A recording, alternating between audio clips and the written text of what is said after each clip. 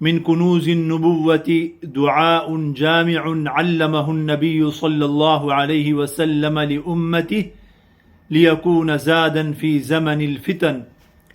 قال رسول الله صلى الله عليه وسلم: يا شداد بن أوس، إذا رأيت الناس قد اكتنزوا الذهب والفضة فاكنز هؤلاء الكلمات: اللهم إني أسألك الثبات في الأمر والعزيمة على الرشد، وأسألك موجبات رحمتك وعزائم مغفرتك، وأسألك شكر نعمتك وحسن عبادتك، وأسألك قلبا سليما ولسانا صادقا، وأسألك من خير ما تعلم، وأعوذ بك من شر ما تعلم، وأستغفرك لما تعلم، إنك أنت علام الغيوب.